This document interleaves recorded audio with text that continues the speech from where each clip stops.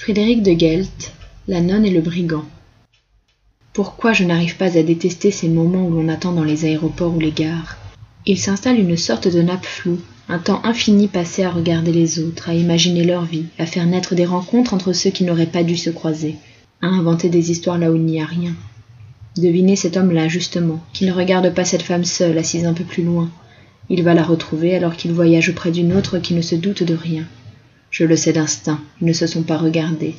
Ils se frôleront en se dirigeant vers l'embarquement comme dans une ultime provocation. Ils ne se diront rien quand leur doigt...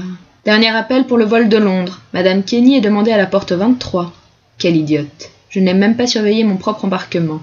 Je me précipite vers la jeune femme au micro. Madame Kenny? Oui, pardon, je n'avais pas entendu. Ce n'est pas grave, madame, bon voyage. Oui, merci. Et si je laissais arriver ce que je sens? Je crois que ce qui me fait peur reviendrait. Les hasards se font pressants. Ils entourent leur proie, ils tissent leur toile, ils coursent la pensée. Où qu'elle aille. 22A, vous êtes à côté du hublot. Voulez-vous que je vous aide à placer votre sac? Non, je vais le garder, merci. Placez-le sous le siège pendant le décollage, s'il vous plaît.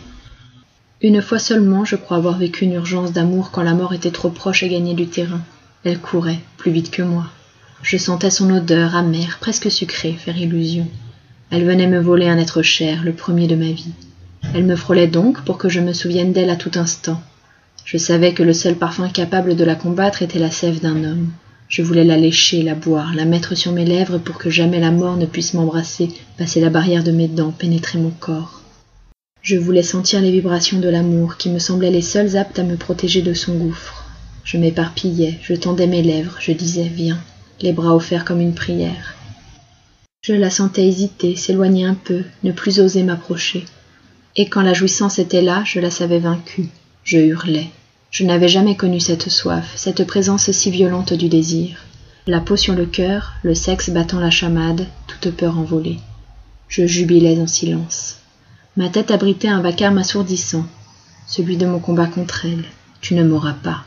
La mort ricana en emportant mon père. Je la regardais sans pleurer.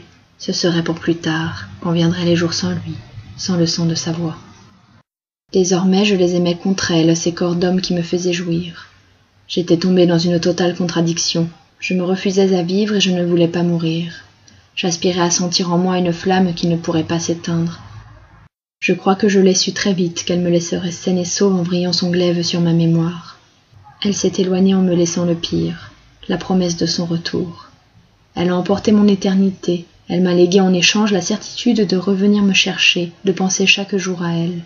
J'avais 20 ans. Un jour, mon corps ne me serait d'aucun secours. Il serait faible et décharné. Je mourrais vieille donc. Mais avant, et je m'en fis le serment, je ne regretterais jamais rien. Je mordrais dans la vie à pleines dents. Je donnerais surtout, sans jamais me reprendre. On dit que les enfants dont les parents meurent quand ils sont jeunes reçoivent une protection particulière. Mais n'était-ce pas tout simplement une façon de regarder plutôt que les autres la vie telle qu'elle est? Éphémère.